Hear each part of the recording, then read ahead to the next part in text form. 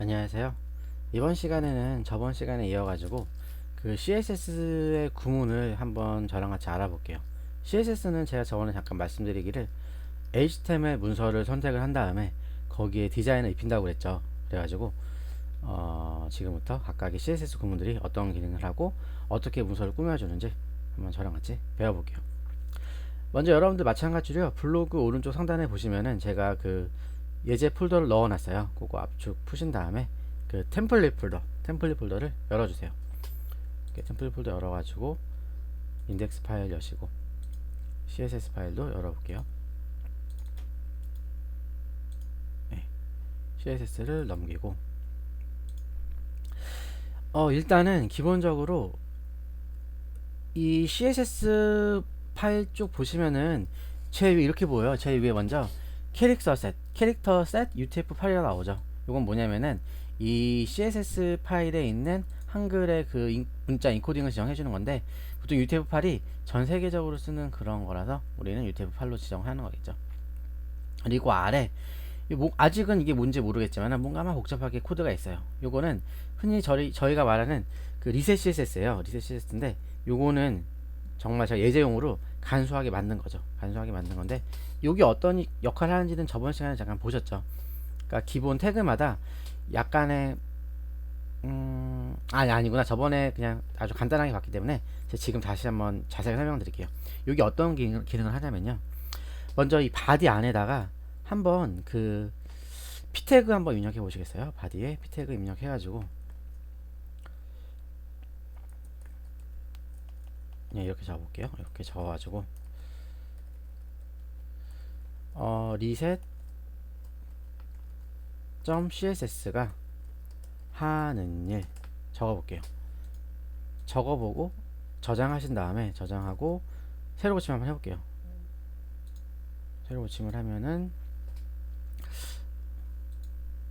네, 글자가 좀 적죠. 왜냐면은 지금 이거는 제가 저번에 잠깐 말씀드렸는데 지금 뭔지는 모르겠지만은 이 링크 스타일 시트가 연결이 돼 있어 가지고 요 그 다큐멘트 문서 안에 그러니까 HTML 문서 안에 이 p 태그에 뭔가 디자인적인 게 적용이 된 거예요. 그래 가지고 이거를 제가 다시 주석을 묶어 볼게요. 주석을 묶어 보시면은 저장하고 보면은 이렇게 지금 글자 커지고 뭐 여백이 생기죠. 그래서 이게 원래 p 태그의 모양이에요.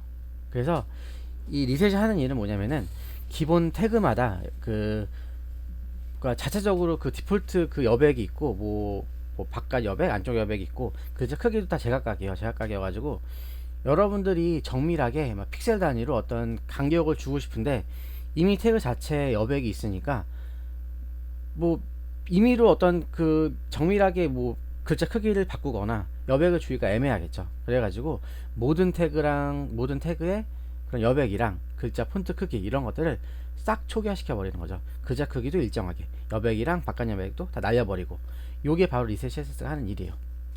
그래서 여기 CSS 파일 보시면은 뭔가 복잡하게 있긴 한데 요거는 나중에 여러분들 CSS 구문 다 배우고 나서 제가 제일 마지막에 이 각각 어떤 기능들을 하는지 설명을 드릴게요. 일단은 이렇게 주석을 그냥 다 풀어주세요. 일단 저희가 CSS가 어떤 그 일을 하는지는 대충 알았으니까 이 리셋 CSS 주석을 풀고서는 바로 작업을 할게요.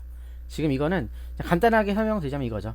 폰트 크기를 다 일괄적으로 바꾸고요. 그리고 글자 색깔도 바꾸고 모든 글자의 간격 그리고 불필요한 꾸밈 요소를 다 제거한 거예요. 일단 그렇게만 알아두시면 되실 거예요. 그러면 이거 다시 지우고요. 자, 이렇게 한번 해볼게요. 여기다가 p 태그로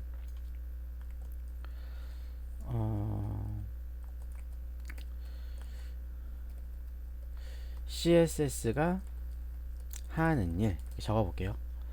그러고 나서 다시 확인해 볼까요? 보면은 이렇게 글자 나오죠. 간격이 지금 다 없어졌죠. 리셋이 지금 적용된 상태니까. 그럼 여기에다가 저희가 뭐 할 거냐면은 이제 차례차례 그 CSS가 어떤 기능들이 있는지 한번 알아볼게요. 제일 먼저 이 CSS에서는 그 폰트를 꾸며주는 그 기능들을 해요. 기능 구문들이 있어요. 그 폰트를 꾸며주는 구문들이 있죠. 어떤 건지 제가 한번 해볼게요.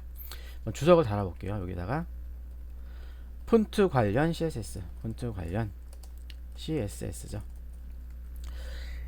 CSS는 그 index.html 파일, 그러니까 HTML 파일이랑 마찬가지로 주석이 있는데 이게 슬러시 별표 슬러시 하면은 이게 그 CSS에서의 주석이죠. 그래서 폰트 관련 CSS를 한번 차례대로 배워볼게요.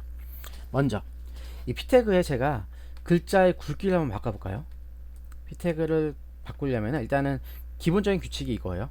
여러분들이 바꾸고 싶은 태그를 이렇게 선택을 하세요. 선택하신 다음에 중괄호 열고 중괄호 닫으시고요.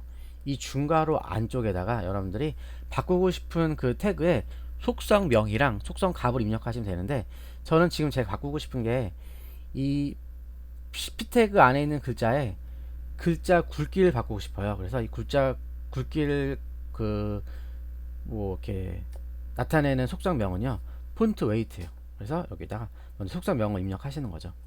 폰트 웨이트 그리고 땡땡, 그리고 이 땡땡을 기준으로 왼쪽에는 속성명 그리고 오른쪽에는 속성값을 입력하면 돼요. 그러니까 바꾸고 싶은 속성값, 우리는 이 폰트 웨이트 이 글자 굵기를 두껍게 할 거니까 볼드겠죠. 볼드가 글자의 굵기를 두껍게 바꾸라고 하는 속성값이에요. 저장하고 볼까요? 저장하고 보시면은 세로 고침 한번 해볼게요. F4를 눌러가지고 세로 고침 하시면은 글자가 굵어진 거 보이시죠? 좀 화면을 크게 보여줄까요? 네, 글자가 굵어졌죠. 그래서 지금 보시는 것처럼 그 기본적인 CSS 표기법은 요거죠. 바꾸고 싶은 그 요소를 이렇게 태그명을 선택하세요. 그리고 중괄호 여신 다음에 이 안에 먼저 속성명 쓰시고 땡땡 속성값 쓰신 다음에 하나의 속성 표기가 다 끝나면 이렇게 세미콜론으로 구분을 해주세요. 예, 이러면은 p 태그가 CSS를 쓰는 기본적인 구문이죠. 이게. 그럼 제가 이어서 이번에는 뭘 해주냐면은 한번 폰트의 크기도 한번 변경해 볼까요? 너무 폰트가 조그마니까 이거 다시 브라우저 크기를 원래 100%로 놓고요. 폰트 크기가 지금 너무 적으니까 이거 제가 크게 한번 해볼게요. 한 폰트 크기를 좀 크게 50픽셀로 바꿔볼게요. 폰트 사이즈예요. 폰트 크기를 관장하는 그 속성명은 폰트 사이즈죠. 그리고 보통 이 폰트 사이즈는요, 픽셀 값으로 넣을 수도 있고 퍼센트로 넣을 수도 있고 EM으로 넣을 수도 있는데, 보통 뭐 EM은 좀 많이 쓰긴 하지만은 저는 실무 쓰면서 EM 잘 안 써요. EM 잘 안 쓰고 여러분들도 EM 쓰면 약간 헷갈리기만 할 거예요. 그래서 퍼센트는 뭐 별로 안 쓰고요. 그래서 저희는 고정 픽셀 값으로만 한번 써볼게요. 폰트 크기를 그래서 50픽셀 하시고 하나 끝났으니까 세미콜론 넣으셔야겠죠.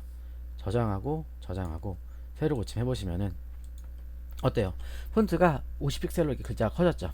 그래서 폰트 사이즈를 이용해서 폰트 크기를 바꿀 수가 있죠. 그럼 그 다음 거는 라인 하이트라고 해가지고 말 그대로 줄 간격이죠. 줄의 높이. 그래서 라인 속성명이 라인 하이트죠. 그리고 이 라인 하이트에는 픽셀 값이 들어가는 게 아니라 현재 글자 크기를 기준으로 배수 값이 들어가요. 그래서 전 한번 글자 배수를 그 줄 간격을 4로 해볼까요? 4 저장하고 보시면은 근데 지금 어때요? 이렇게 줄 간격이 이렇게 좀 커진 거죠. 커졌죠. 이거는 굳이 4가 아니라 소수점으로 넣을 수도 있어요. 뭐 1.6 이렇게 해가지고 보통은 1.6이나 1.8 정도 많이 써요. 1.6배만큼 글자 크기에 비해서 줄 간격을 키운 거죠. 그럼 그 이 다음에는 글꼴의 모양도 바꿀 수가 있죠. 한번 바꿔볼게요. 글꼴을 바꾸는 속성은 폰트 패밀리예요. 폰트 대시 패밀리 하신 다음에 현재 보시면은 기본 글꼴 모양이 도둠이에요. 왜냐면은 제가 미리 리셋에다가 이렇게 도둠으로 바꿔놓은 건데, 제가 이 폰트 패밀리를 굴림으로 바꿔볼까요? 굴림 쌍따옴표 하시고, 보통은 그 한글 폰트는 쌍따옴표로 싸주고요. 영문 폰트는 그냥 써줘요. 그래서 저는 굴림으로 쌍따옴표 안에 이렇게 넣어볼게요. 세미콜론 하시고 보시면은 글자가 지금 굴림으로 바뀌었죠. 아까 도둠이었는데 글자가 지금은 굴림이에요.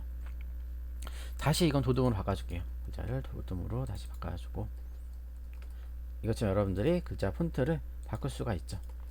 기본적으로 여러분들 이 글자 폰트는요, 이 여러분들 컴퓨터에 깔려있는 기본 폰트만 쓸 수가 있어요. 그래가지고 기본 폰트가 이걸 일명 시스템 폰트라고 그러죠. 근데 시스템 폰트가 어떤 게 있냐면은, 한글 폰트는 뭐 도둠, 굴림, 뭐 만약에 마연고디까지 뭐 설치하신다고 하면은 마연고디까지 기본 폰트구나. 도듬, 굴림, 맑은 고딕, 그리고 나눔 고딕을 따로 설치하신다고 하면은 나눔 고딕도 쓸 수가 있고요. 그리고 영문 폰트는 대표적으로 버다나, 아리알 이런 것들이 있죠.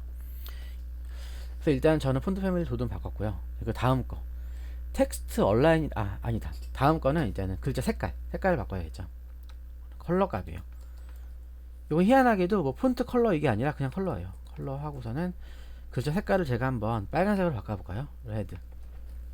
저장하고 화면을 보시면은 글자 색깔이 바뀌었죠. 이 컬러 값을 바꾸는 건요, 나중에 여러분들 배경 색깔 바꾸는 것도 하실 텐데, 이렇게 단어를 써도 되지만은 모든 색깔을 이렇게 단어가 지정되어 있는 게 아니겠죠. 그래가지고 여러분들이 특정하게 여러분들 원하는 색깔을 정말 정밀하게 어떻게 만들어가지고 넣고 싶으시면요, 포토샵에서 16진수 표기법으로 그 코드를 집어넣으면 돼요. 어떻게 하시냐면은 포토샵 한번 열어볼게요. 포토샵 열어가지고 뭐 여러분들 찍고 싶은 색깔을 먼저 만들면 되겠죠. 이거 팔레트 선택한 다음에 색깔을 임의로 만드세요. 저는 뭐 이렇게 좀 청량한 하늘색을 넣어볼까요? 이렇게 한 다음에 색깔을 이렇게 찍으시면은 이 아래쪽에 이상한 그 영문이랑 숫자의 그 조합 코드가 있죠. 요거를 그대로 복사하세요. 복사하셔가지고 여러분들 컬러 값에다가 붙여넣기 하시되 앞에다가 샵 붙이시고 방금 복사한 코드를 이렇게 붙여넣기 하면은 이게 16진수 코드인 거죠. 저장하고 볼게요. 저장하고 새로 고침하시면은 색깔이 바뀌었죠. 자, 여러분들이 원하는 색상을 이렇게 단어를 입력해도 되지만은 이렇게 포토샵에서 색깔을 찍어가지고 디테일하게 색깔을 지정할 수도 있죠. 그럼 지금 저희가 이렇게 폰트의 뭐 굵기나 크기, 그리고 줄 간격, 그리고 폰트 모양, 그리고 폰트 색깔 바꾸는 걸 했는데, 요거가 좀 번거롭죠. 이렇게 일일이 쓰기 번거로운데 요거를 하나의 구문으로 써주는 그 축약형이란 게 있어요. 축약형을 지금부터 보여드릴게요. 이거 줄바꿈 하셔가지고 보기 편하게 이렇게 한 다음에 제가 이거를 한번 밑에다가 축약형을 한번 써볼게요. 일단 요거는 실행 안되게 주석을 이렇게 묶은 다음에 주석을 이렇게 묶고요. 이거를 한번 축약형을 해볼까요? 저희가 방금 썼던 구문을 순서대로 그냥 쓰기만 하면 돼요. 먼저 속성명은 그냥 폰트예요. 폰트 땡땡 하신 다음에 먼저 속성 굵기 볼드죠. 볼드고 한 칸 띈 다음에 폰트의 사이즈 50픽셀, 그리고 바로 이거는 붙여가지고 슬러시 붙이세요. 붙이신 다음에 그 다음에 라인 하이트를 쓰면 되겠죠. 1.6, 그리고 다시 한 칸 띄고 이번에는 폰트의 모양 도둠이죠. 도둠. 됐죠. 이게 지금 그리고 이렇게 된 거죠. 폰트 속성을 이렇게 하나로 이렇게 길게 있던 내용들을 이렇게 짧게 축약형 구문으로 쓸 수가 있는 거죠. 이렇게 쓰시면 되세요. 컬러는 축약형을 쓸 수가 없기 때문에 이렇게 다시 따로 써야겠죠. 컬러 해가지고 그냥 레드라고 할게요. 레드라고 해가지고 쓰면 되겠죠. 네, 이렇게 됐고요. 저장하신 다음에 그 다음에 뭐라 하면 되냐면은 여기에서 이제 텍스트 정렬을 한번 해볼게요. 제가 피태그가 일반적으로 블록 요소라고 그랬죠. 그래서 피태그에다가 일단 보더값부터 한번 쳐볼까요?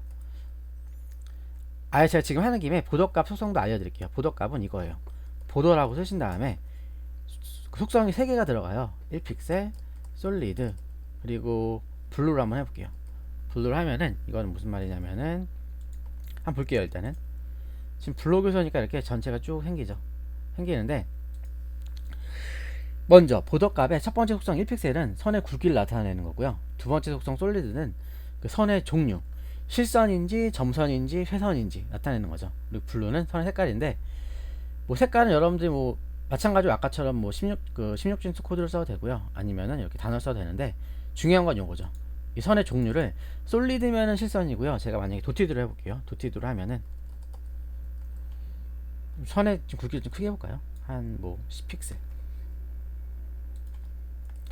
저장하고 새로 고침하시면은 이렇게 도티드는 선이 이렇게 점선이죠. 점선이고 대쉬드는 이렇게 채선이에요.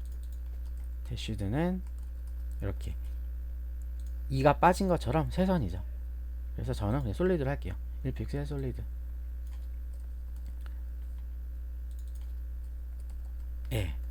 그래서 지금 피태그는 블록 요소이기 때문에 이렇게 무조건 브라우저 100% 되죠. 100% 됐는데 이 p 태그를 기준으로 안에 글자가 왼쪽 정렬됐죠. 그래서 기본 디폴트 값이 왼쪽 정렬이에요. 근데 저희가 이거를 CSS9을 이용해서 정렬 방법을 바꿀 수가 있어요. 어떻게 하시냐면은 텍스트 얼라인 센터 하면은 중앙 정렬이겠죠. 센터 하면은 이렇게 중앙 정렬이고요. 그리고 라이트 하면은 오른쪽 정렬이죠. 라이트 하면은 오른쪽 정렬로 이렇게 바뀌죠. 네, 이렇게 될 거예요. 그러고 나서 이제는 뭐 하시면 되냐면은 텍스트 얼라인까지 했으면은 여러분들이 이제 폰트에 관련된 모든 속성을 다 배우신 거예요. 이렇게 다 배웠죠. 다 배우신 거고, 그럼 이제는 제가 한번 배경 이미지에 관련된 속성을 한번 해볼게요. 배경 이미지가 아니라 그냥 배경에 관련된 속성. 여기다가 주석을 입력하신 다음에 배경에 관련된 속성이라고 한번 적어볼게요. 배경에 관련된 속성 이렇게 하고요. 여기다가 여러분들 이렇게 한번 적어보세요. 먼저 제가 이 p 태그를 p 태그가 아니라 div를 하나 다시 만들어 볼게요. p 태그 밑에다가 div 만드시고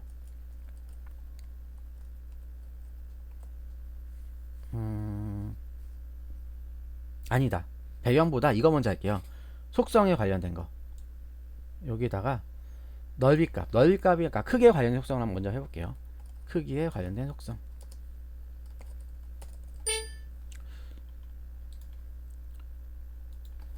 크기에 관련된 CSS. 제가 지금 저 div을 만들었는데 이 div에다가 넓이랑 높이 값을 임의로 한번 줘볼게요. 마찬가지로 이렇게 div 선택해 주시고요. 넓이 값은요 위드 값이에요. 위드 속성명이고, 여러분들이 원하는 그 픽셀 값이나 퍼센트 값을 쓰면 되는데 저는 픽셀 값으로 한번 해볼게요. 픽셀 값을 대충 뭐 500픽셀, 높이 값도 500으로 한 100 줘볼까요? 높이는 100 픽셀. 그리고 보더를 입력해서 테두리도 한번 쳐볼게요. 1픽셀 솔리드 블록. 저장하고 새로 고침하시면은 이렇게 밑에 지금 500 x 100의 피텍 div가 생겼죠. 그리고 요거를 좀 키워볼까요? 넓이를 한 700, 높이도 700으로 할게요. 네, 이렇게 여러분들이 이거 보시는 것처럼 위드랑 하이트 속성명을 이용해 가지고 어떤 특정 블록의 수의 넓이값이나 높이값을 지정할 수가 있죠. 그럼 이제 그럼 제가 배경에 관련된 속성을 한번 해볼게요. 다시 밑에다가 주석을 넣으시고 배경 관련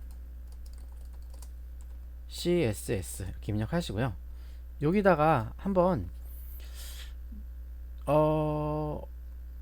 이 div 다시 이용해가지고 이따가 배경 속성 따로 넣어볼까요?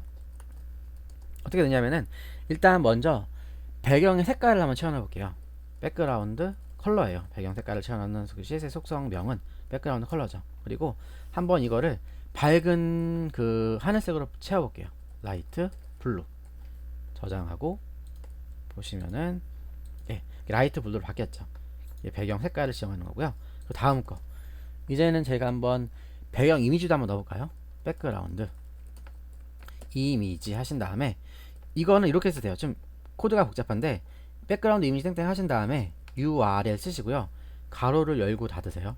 닫으시고 요 가로 안에 여러분들 이미지 경로를 넣으면 돼요. 그래서 저는 지금 img 폴더 안에 bg.jpg라는 이미지가 있어요. 그거 한번 넣어볼게요. img 폴더 안에 bg.jpg 저장하고 화면을 보시면은 안 나오죠. 왜 그러냐면은 무조건 이게 상대 경로 때문에 그런데 무조건 이미지 경로는요 현재 작성하고 있는 그 파일 기준으로 상대 경로가 측정이 돼요. 근데 잘 보세요. 여기 인덱스 파일에서는 지금 인덱스 파일 폴더 구조 다시 열어볼까요? 폴더 구조를 열어보시면은 인덱스 파일에서는 구조가 인덱스 폴더에서 바로 이미지 폴더가 보이죠. img 폴더가 보이니까 바로 img 넣어가지고 이미지를 불러오면 되는데 지금 저희가 작성하고 있는 거는 style.css죠. 그렇기 때문에 이 style.css 기준에서는 아무것도 안 보여요. 그래서 img 폴더가 보이려면은 한번 그 폴더를 빠져나와야겠죠. 빠져나온 다음에 다시 img 폴더 들어가서 이 이미지를 찾아야 돼요. 그러니까 이거를 이미지가 bg가 아니라 플라워네요. 플라워. 그래서 우리는 지금 이 css 폴더 기준으로 한번 나와야 되기 때문에 바로 img 폴더가 아니라 점점 슬러시로 한번 폴더를 나와야 되죠. 요 점점 슬러시가 한번 현재 폴더에서 상위 폴더로 올라온다라는 개념이에요. 그래서 현재 CSS 폴더에서 한번 나온 다음에 이제 다시 img 폴더 찾아가지고 이 flower.jpg를 찾는 거죠. 저장하고 볼까요? 저장하고 보시면은 네, 이미지가 들어갔죠. 근데 보니까 제가 이미지는 지금 원래 이미지가 이거예요. 요거 하나. 이미지 볼게요. 보시면은 요거 이미지 하나인데 이미지가 막 쭉 이렇게 반복됐죠. 그래가지고 기본 디폴트 속성이 이미지가 반복되는 게 이미지 백그라운드의 기본 속성이에요. 그래서 이거를 반복을 시키고 싶지 않으면은 이거 여러분들 이미지의 반복 유무를 결정할 수가 있죠. 뭐 이렇게 한번 해보세요. 옆에다가 백그라운드 리핏이죠. 리핏이고 좀 줄바꿈해서 좀 보기 좋게 한번 해볼게요.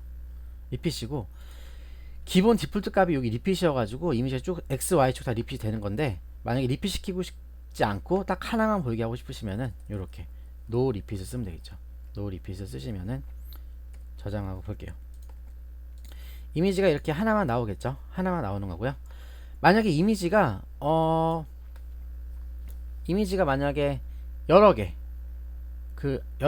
그러니까 x축으로만 리핏 시키고 싶으시면요. 요렇게 노리핏이 아니라 리핏 x라고 해주세요.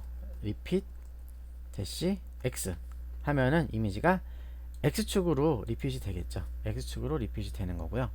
만약에 y축으로 리핏 시키고 싶으시면은 이미지를 리핏 y 해가지고 y축으로 리핏 해주세요.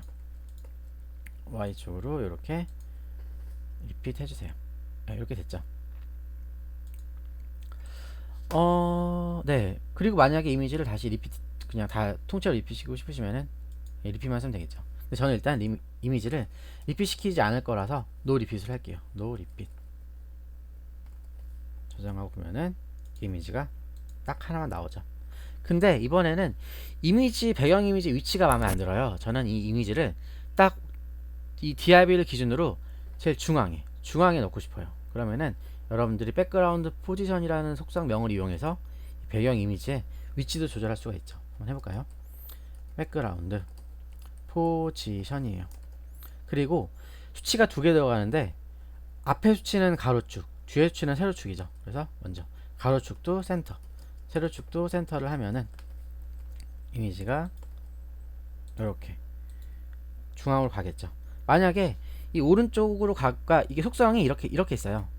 앞에가 가로축인데 요거는 레프트, 센터, 라이트. 그러니까 좌, 중앙, 우 이렇게 세 개가 있고 수치는 그 세로축은요 마찬가지로 탑, 센터, 바텀이 있어요. 위, 중앙, 아래 이렇게 있겠죠. 여러분들이 원하는 단어를 넣으면은 그 사방으로 이렇게 여러분들 이미지를 배치할 수 있겠죠. 근데 이렇게 딱 뭐 오른쪽, 왼쪽, 위쪽 이렇게 하는 게 아니라 정말 정밀하게 위치값을 바꾸고 싶으시면요 이거를 픽셀 값을 넣을 수도 있어요. 그럼 제가 이렇게 한번 해볼게요. 이 배경 이미지를 이 DRB를 기준으로 왼쪽으로 50만큼 위에서 아래쪽으로 20만큼 한번 보내볼게요. 그럼 이렇게 하면 되겠죠. 앞에 수치가 가로니까 여기다가 50픽셀 그리고 뒤에 수치가 세로니까 여기다가 20픽셀을 넣으면은 오른쪽으로 50만큼 아래쪽으로 20만큼 내려올 거예요.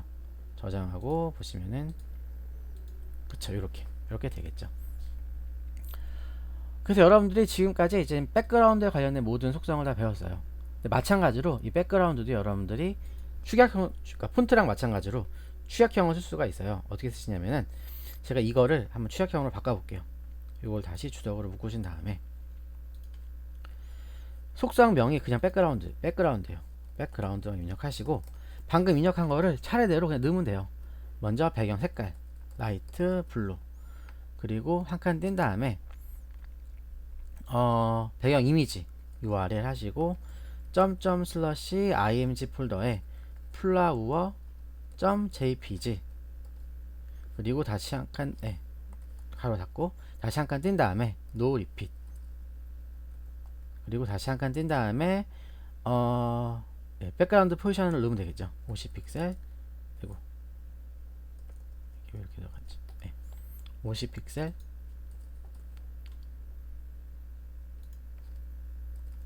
그리고 20픽셀 저장하고 보시면은 똑같죠. 기존 거랑 왜냐면은 기존의 속성 명이랑 똑같이 입력했기 때문에.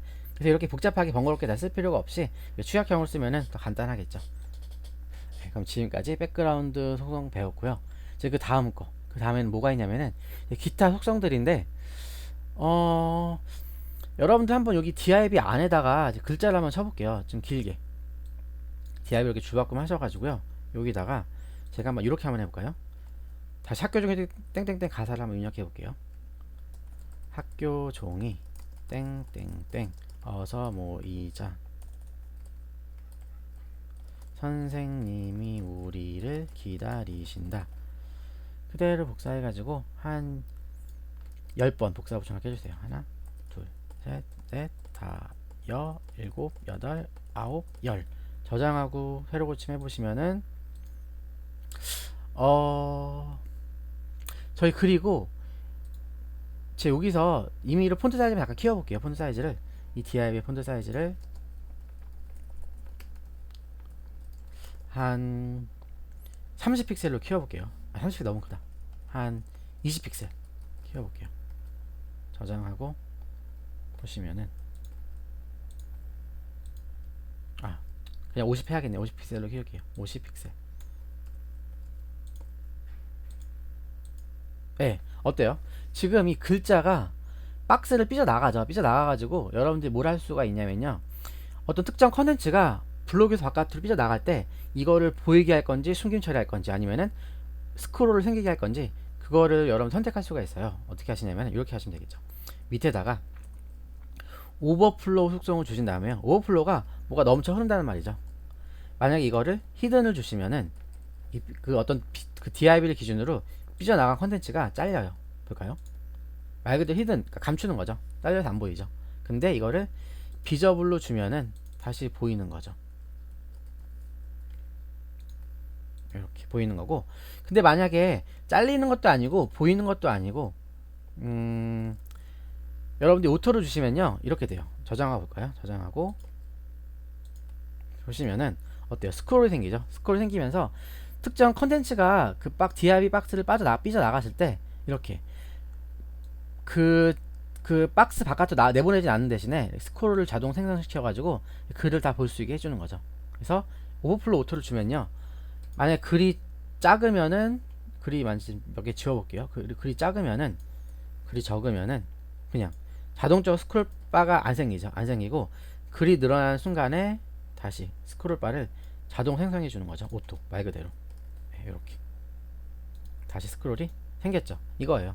그래서 오버플로우, 히든, 오토, 비저블 이렇게 있죠.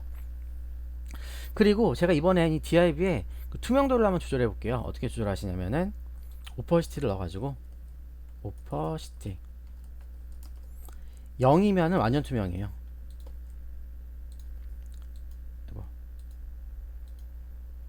0이면은 완전 투명이죠. 완전 투명해서 안 보이죠. 안 보이고, 만약에 이게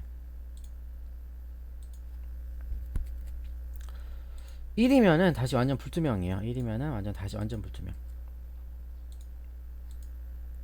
네, 완전 불투명이죠. 그리고 0부터 1 사이에 그 수수값을 집어넣으면요, 그 단계 사이에 반투명을 보여주죠. 0.5로 한번 해볼까요? 0.5로 하면은 약간 반투명이 되는 거죠. 그리고요, 여러분들이 만약에 여기다가 디스플레이 블록이라는 것도 한번 해볼까요? 디스플레이 블록이라고 하면은 한번 디스플레이 블록하고 논 한번 해볼게요. 논 하면은 아예 이 태그가 사라져요. 근데 저희가 아까 디스플레이, 그러니까 오퍼시티 0을 해도 사라졌었죠. 근데 오퍼시티 0으로 사라지는 거랑 디스플레이 논으로 사라지는 거랑은 좀 약간 개념이 달라요. 어떤 식이냐면은 오퍼시티 0을 하면은 단지 현재 현재 그 형태를 유지하면서 그 투명도만 투명하게 바뀌는 거기 때문에 화면상에 그 디압의 위치값은 그대로 가지고 있고 단지 투명도만 0이어서 안 보이는 건데, 이 디스플레이 논을 하면요, 아예 그 화면에서 그 디스플레이 논을 준 요소가 아예 없어져 버리는 거예요. 그래가지고 만약에 그 밑에 어떤 컨텐츠가 있다고 하면은 그 DRB가 있던 자리에 컨텐츠가 위로 올라오겠죠. 왜냐면은 그 디스플레이 논을 준 요소가 아예 없어지는 거니까. 그 차이죠. 오퍼시티 0은 단지 화면상에서 안 보이게만 해주는 거고요. 디스플레이 노는 화면상에서 아예 제거해 주는 거죠. 그 차이예요. 그래서 다시 제거한 걸 다시 보이게 해주시려면은 이 디스플레이를 블록으로 바꾸면은 이게 다시 화면상에 이렇게 보일 거예요. 네. 그리고 네, 여기까지죠. 나머지 또 뭐 그 플롯이랑 뭐 포지션 그리고 z인덱스나 앱솔루트 이런 것들이 있는데 요거는 좀 여러분들이 레이아웃에 관련된 속성이라서 좀 내용이 많이 중요하고 할 것도 많아요. 그래서 그거는 다음 시간에 이어서 할게요. 그래서 제가 오늘은 저랑 같이 CSS의 기본 구문 이렇게 폰트 설정하는 거, 크기 설정하는 거, 배경 설정하는 거, 그리고 오버플로우, 오퍼시티, 디스플레이 이런 것들을 배웠죠. 그럼 다음 시간에는 이제 레이아웃 잡는 그 CSS 속성을 좀 자세하게 알아보도록 하겠습니다. 그러면 수고하셨습니다.